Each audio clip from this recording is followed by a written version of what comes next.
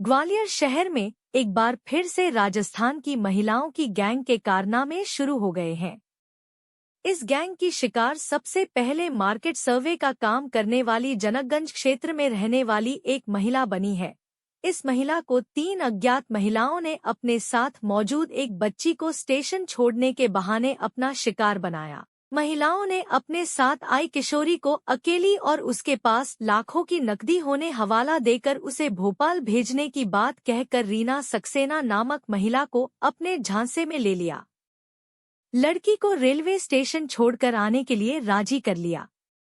अज्ञात महिलाओं ने कहा कि इस लड़की के पास लगभग 2.5 लाख रुपए की नकदी है, कोई भी बदमाश किशोरी के साथ वारदात को अंजाम दे सकता है, इसलिए वह यानी रीना सक्सेना उसे स्टेशन ट्रेन पर छोड़ दे। रीना सक्सेना को यह 3 महिलाएं और किशोरी छतरी मंडी के पास मिली थी।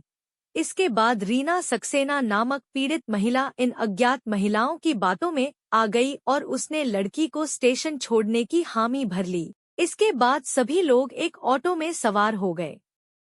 इस बीच रीना सक्सेना से इन महिलाओं ने उनके जेवर, जिसमें 4 सोने की चूड़ी, मंगलसूत्र और 3 अंगूठी भी थी, वह लड़की के बैग में रखवा दिए, जिसमें कथित तौर पर नकदी होना बताई गई थी।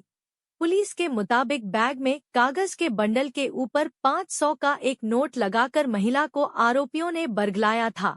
रतन कॉलोनी पहुंचने से पहले यह महिलाएं ट्रेन का पता करने के बहाने एक-एक कर गायब हो गई। किशोरी भी अपना बैग महिला के पास छोड़कर चली गई।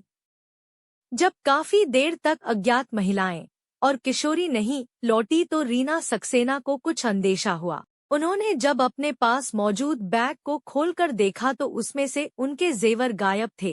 सिर्फ एक 500 का नोट रखा मिला, बाकी उसमें रद्दी और कुछ पत्थर के टुकड़े रखे थे। महिला ने यह देखकर अपना सिर पीट लिया। बाद में वह जनकगंज पुलिस थाने पहुंची, जहां उन्होंने अपने साथ हुई घटना की रिपोर्ट दर्ज कराई। यह घटना शुक्रवार शाम की बताई गई है। पुलिस छतरी मंडी और रतन कॉलोनी के बीच में स्थित सीसीटीवी कैमरों में अज्ञात महिलाओं का सुराग निकालने की कोशिश कर रही है।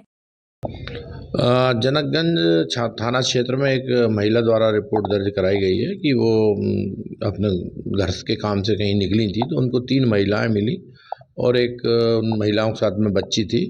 तो उन्होंने अपनी बच्ची को महिला से बोला कि आप थोड़ी समझदार लग रही हैं और ये बच्ची अकेली है, इसको भोपाल जाना है और इसके पास में 2.5 लाख रुपए नकद है, तो कोई भी इसके साथ रास्ते में घटना घटित कर सकता है, तो आप समझदार हैं तो इसको स्टेशन तक छोड़ के, पहले तो उन्होंने भोपाल तक छोड़ने के लिए निवेदन करा था कि इसके बच्ची सुरक्षित पहुंच जाए और पैसे हैं इसके पास में, तो वो और बातें लगाई उनको। उनकी बातों में आके वो महिला जो है बोला कि मैं स्टेशन तक उनसे छोड़ देती हूँ बच्ची को। तीनों महिलाएं अनजान बन रही थी ग्वालियर के रास्ते के में कि जो बच्ची मिली है हमें और बच्ची को भोपाल की गाड़ी में छोड़ना है, इसके पास कुछ केस है, उन्होंने केस भी दिखाया उनको। तो फिर रास्ते में ही बातें बातों में उन्होंने कहा कि रास्ते में चेकिंग वगैरह जब पुलिस कोई भी मिल सकता है, तो आप भी अपनी चूड़ियाँ और जो सामान इस केस में रख दीजिए, तो वहाँ पे हम आपको वापस कर देंगे। तो उन्होंने उनकी तीनों महिलाओं की बातों में विश्वास में आके अपने सोने की 4 चूड़ियाँ, मंगलसूत्र और अंगूठी उसी बैग में झोले में रख दी जिसमें नकद 2.5 लाख रुपए बता रहे थे वो, और वो बैग भी उन्हीं को पकड़ा दिया। और बैग पकड़ा के स्टेशन के बाहर उन्होंने बोला कि हम आ रहे हैं 2 मिनट में ट्रेन देख के, आप ये बैग संभाल के रखना।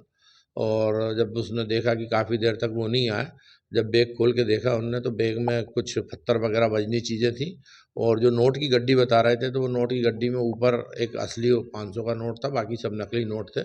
इस प्रकार वो 3 महिलाओं ने एक बच्ची के बहाने झांसा देकर उस महिला के साथ में ठगी कर अमानत में ख़यानत करी। तो उनकी रिपोर्ट पर से तीनों महिलाओं और बच्ची के विरुद्ध धारा 406, 420 का अपराध पंजीबद्ध किया और महिला के साथ में इस प्रकार विश्वास में लेके अमानत में ख़यानत और ठगी की। क्या कोई गैंग सक्रिय है लगती है ऐसी?